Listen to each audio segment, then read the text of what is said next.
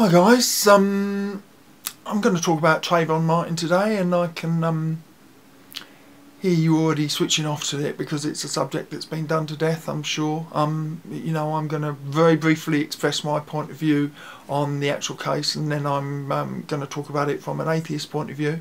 I have a lot of empathy for both points of view. I can fully understand that if you live in an area which has had a high amount of crime by a particular racial demographic, that is perfectly reasonable that you would target that demographic as being more likely to be suspicious. You know, if I lived in an area that all the burglaries had been committed by Hasidic Jews, it would be perfectly reasonable for me to be suspicious of any Hasidic Jews that I didn't recognise coming into the area. Is it reasonable then that you take that suspicion and start following any Hasidic Jews around the area? No, of course it's not, I don't think. But I can perfectly see the point, especially if you're a member of Neighbourhood Watch, where you might feel that way. You know, I think personally that we live in a society where individual citizens don't turn into vigilantes and start following people around the streets without knowing that that specific person is guilty of a crime. Because that leads to the other point of view, and that's that if somebody started following me, I think that following somebody you don't know is an innately threatening behaviour, and a lot of people on George Zimmerman's side just refuse to accept that following people is threatening. They just seem to think no, people are entitled to follow you, and you should just lump it. And as far as I'm concerned, that's complete bullshit, because I don't know any competent male, any physically competent male who could defend himself, who, if followed for any period of time, would not turn around and confront the follower, or get a weapon to hand, or whatever, and any female who was followed would feel tremendously threatened. Now it seems to me that Zimmerman didn't necessarily know that Trayvon was a black person initially, as seems to have been revealed by his call to the 911 guy, when he was asked what race he was, and he was asked if it's a black guy, and he says, oh yeah, I think it is. So he wasn't certain, so that kind of makes me think he wasn't racially profiling Trayvon in the first place. So for me, that kind of takes the racial component, it diminishes the racial component of the case. But on the other hand, for me, I just keep coming back to one simple fact, which is that regardless of the kind of person Trayvon may or may not be in the rest of his life, he was innocent of any crime at the time that George Zimmerman targeted him for surveillance. He was innocent of any crime at the time that George Zimmerman decided to start stalking him or following him. We can argue about whether it's stalking or following or close pursuit or whatever, but whatever it was threatening. It was threatening enough that Trayvon identified that he was being followed, phoned and told somebody that he was being followed, and again, regardless of his language at that point, he was the one being threatened by the follower, not the other way around. Even if it wasn't a verbal threat, the mere presence of the pursuit was a threat. And I think a lot of people will argue, well, that doesn't entitle him to physically assault the other guy, and of course it doesn't from a legal point of view. But I certainly think it entitles him to get into a verbal altercation, which could quickly escalate to a physical situation. And of course, you only have Zimmerman's word for what happened in that situation. Some people say there are additional witnesses, but I've not heard that. Maybe there were, and if so, then I apologise for my ignorance. But I guess when it comes down to the verdict of the jury, even though I don't think that justice was served, I think that they, following the letter of the law, they could render no verdict other than the one they did, which was not guilty of murder. I'm disappointed that they didn't find him guilty of manslaughter, but given the fact that Zimmerman was the one providing all the evidence in terms of what actually happened, it's very hard for them to find him guilty even of manslaughter, because they can't prove the intent. So Did Zimmerman, from a legal point of view, deserve to walk free? Yes, he did, because there was insufficient evidence. Was justice served? No, I don't personally think it was. I am willing to concede that Trayvon may have been needlessly aggressive, but I would still say that Zimmerman was the one who precipitated the altercation. However, all of that on the side, my concern is more for I guess for the jury's thought process. Now, I have no information about the religiosity of any of the jury members, but if they are a reflection of the demographic mixture of America, which is to say 75% Christian, so of the 6 women on the jury, that means that 4 of them, I guess, would have been religious, would have been Christian, and one of the others could have been another religion. I have a concern that the belief that even though they did not dispense justice, if it was in their means to do so, they feel somewhat absolved because they may have the belief that there will be divine justice.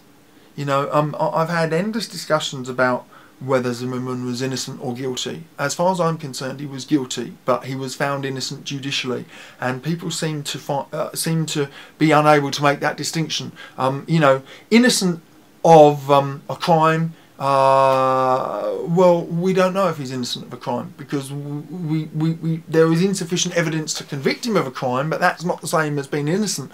You know, it's widely accepted that O.J. Simpson was guilty of the crime that he was found not guilty of, but did that make him innocent of the crime? Of course it didn't. He was found judicially not guilty, but I don't think there were probably 50 people in America who thought he hadn't killed Nicole, whatever her name was, and her boyfriend. You know, we need to be able to make that distinction between guilt and innocence, and also a distinction between justice and I guess a verdict, you know, because a verdict is simply weighing the evidence and coming up with a legal, a legal pronouncement on where that evidence leads. And from time to time, there are jurors who are brave enough that, in spite of where the law directs them, they will come up with a verdict which is not really supported by the evidence. And I, from a vigilante point of view, from a vigilante mindset, I'm glad that people do that. But from a justice point of view, actually, I'm not pleased that people will do that, because the law should not really be a matter of personal opinion. The law should be a matter of going where the evidence leads. And you know, one day a jury might do justice to send OJ to the electric chair in spite of what the evidence said, and another day they might be sending an innocent man to the chair in spite of where the evidence leads, because it's their personal opinion. So in a way, I'm kind of glad that these women reached the verdict they did. Obviously, they got to see evidence that the rest of us didn't, and even on the evidence that we did get to see, I think it would be fairly hard to convict Zimmerman. But obviously, if these people all believe that there will be some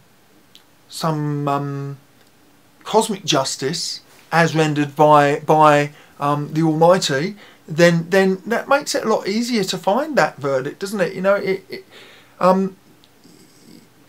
I think quite a common saying is that you know, you'll get your just desserts in heaven, or words to that effect. You know, I'm paraphrasing, but there's probably is an actual biblical saying there. But and if you believe that, you know, another common saying is nobody can judge but God, or God will be the ultimate judge, and that's often used to judge,